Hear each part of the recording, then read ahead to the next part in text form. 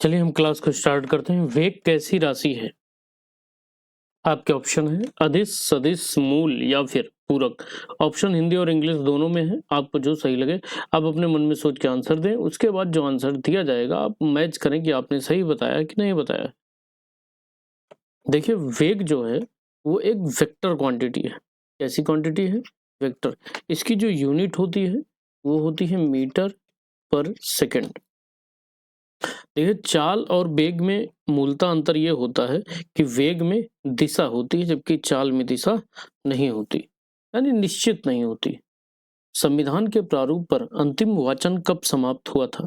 26 नवंबर 1949, 15 अगस्त 1947, 26 जनवरी 1950 या फिर 9 दिसंबर 1946। इसका जो सही आंसर है वो है ऑप्शन ए 26 नवंबर 1949। देखिए संविधान में टोटल 3 वाचन हुए थे। वाचन मतलब जो फाइनल रीडिंग हुई थी वो टोटल 3 रीडिंग हुई। कब से शुरू हुआ था?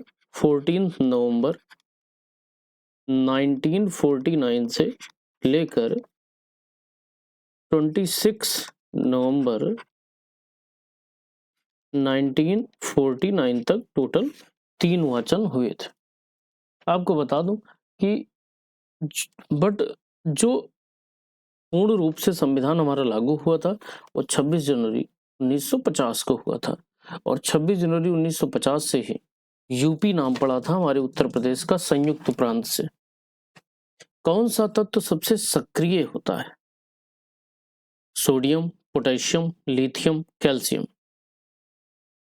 सबसे सक्रिय तत्व होता है आपका ऑप्शन ए सोडियम। देखिए पोटेशियम और सोडियम यहाँ पर दोनों हो सकते हैं क्योंकि सबसे जो मतलब सक्रिय तत्व होते हैं, मोस्ट एक्टिव तत्व होते हैं, वो पोटेशियम और सोडियम दोनों होते हैं। क्योंकि इसीलिए इन्हें हम क्या करते हैं, खुले हवा में नहीं छोड़ते क्योंकि इसमें आग लग सकती है। इसीलिए पोटेशियम और सोडियम दोनों को हम मिट्टी के तेल में क्या करते हैं, मिला के रखते हैं।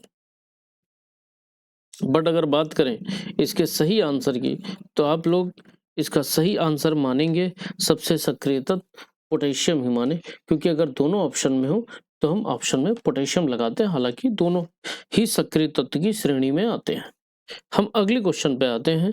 हमारा जो अगला क्वेश्चन है वो है किस स्थान पर बुद्ध ने 5 सन्यासियों के साथ संघ की स्थापना की थी?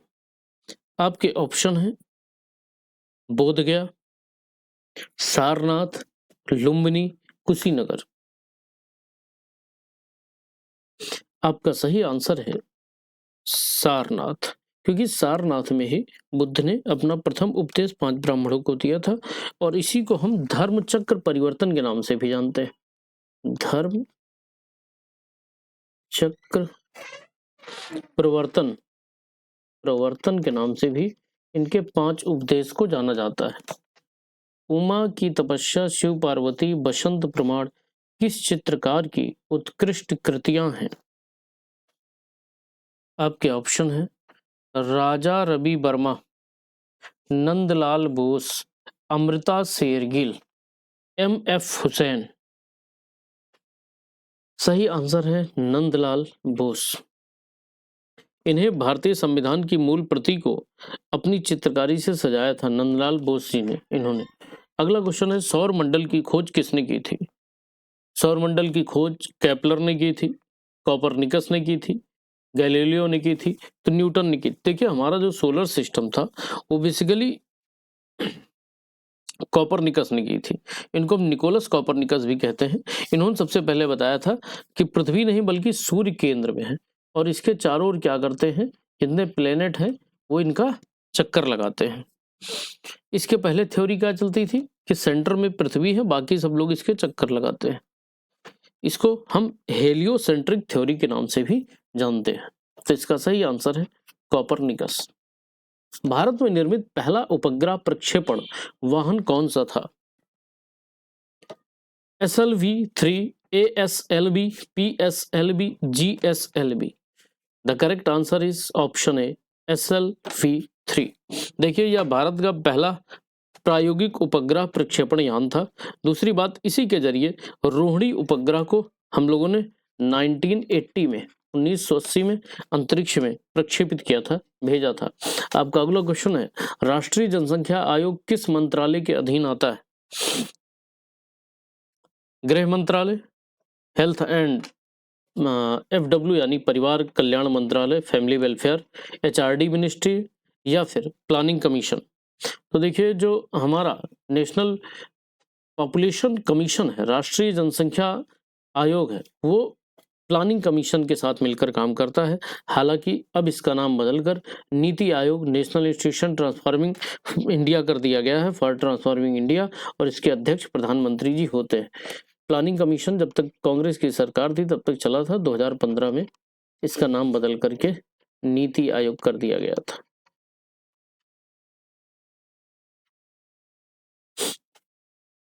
वज्रयान बौद्ध धर्म में बुद्ध की संगनी को क्या कहा जाता है? शक्ति, तारा, मातंगी, या फिर प्रज्ञा। तो इसका सही आंसर है तारा। देखिए, बेसिकली होता क्या है कि वज्रयान बौद्ध धर्म की एक तांत्रिक शाखा है। तारा को करुणा और सुरक्षा की देवी माना जाता है, इसलिए इसका सही आंसर हो जाएगा ऑप्शन बी, तारा। बनी ठनी किस चित्र शैली से संबंधित थी? बूंदी शैली, किशनगढ़ शैली, मेवाड़ शैली, मारवाड़ शैली। तो इसका सही आंसर है, ये बेसिकली राजस्थान के किशनगढ़ शैली का एक मास्टरपीस मानी जाती है, ऑप्शन बी, किशनगढ़। इसको हम लोग भारत की मोनालिसा भी कहते हैं। 80% से अधिक कोशिकाओं में पाया जाने वाला पदार्थ कौन सा है? जो हमारी सेल्स होती हैं उनमें मोर देन 80% वो कौन सा सब्सटेंस है जो फाउंड होता है? आपके ऑप्शन है protein, water, minerals and fat. The correct answer is water, option B. चल देखिए, हमारे सेल के कुल मास का तकरीबन 70 to 90% हिस्सा क्या होता है? वाटर होता है, जो केमिकल रिएक्शन के माध्यम से हमको जो रासायनिक क्रियाओं के लिए माध्यम प्रदान करता है, केमिकल रिएक्शन के लिए क्या करता है? प्लेटफॉर्म प्रदान करता है। संविधान सभा द्वारा कब संविधान को पारित किया गया था? 15 अगस्त 1947, 26 नवंबर 1949, 26 जनवरी 1950, या फिर 24 जनवरी 1950। इसका जो सही आंसर है वो है 26 नवंबर 1949। हालांकि मैंने आपको भी बताया था कि जो हमारा संविधान लागू हुआ था वो 26 जनवरी 1950 से लागू हुआ था, बट इसको हमने अडॉप्ट कर लिया था संविधान दिवस, इसीलिए 26 नवंबर 1949 को मनाते हैं। फिर मैंने बताया कि 26 जनवरी 1950 को ही हमारे जो संयुक्त प्रांत, पहले यूपी का क्या नाम था? संयुक्त प्रांत, 1937 से, फिर उसके बाद हम लोगों ने इसका नाम बदलकर 26 जनवरी 1950 से यूपी यानी उत्तर प्रदेश कर दिया था। न्यूटन की गति का प्रथम नियम क्या कहलाता है? Law of momentum, law of inertia, action reaction, law of acceleration. The correct answer is law of inertia, option B. देखिए, न्यूटन के प्रथम नियम के अनुसार कोई वस्तु तब तक अपनी अवस्था नहीं बदलती जब तक उस पर कोई बाहरी बल न लगाया जाए। इसे गैलीलियो का नियम भी कहते हैं। कलिंग युद्ध का वर्णन अशोक के किस शिलालेख में है? फर्स्ट, 13th, 7th या 5th? अशोक के कलिंग युद्ध का वर्णन 13वें शिलालेख में है। इसी शिलालेख में कलिंग युद्ध जो तकरीबन 261 ईसा पूर्व इसकी डेट मानी जाती है में हुआ था, और उसी के बाद अशोक का हृदय परिवर्तन हो गया और अशोक ने धम्म अपना लिया था। विश्व प्रसिद्ध पेंटिंग मोनालिसा किसकी कृति है? आपके ऑप्शन है Pablo Picasso, Leonardo da Vinci, Michelangelo, Raphael. The correct answer is, कौन बता सकता है?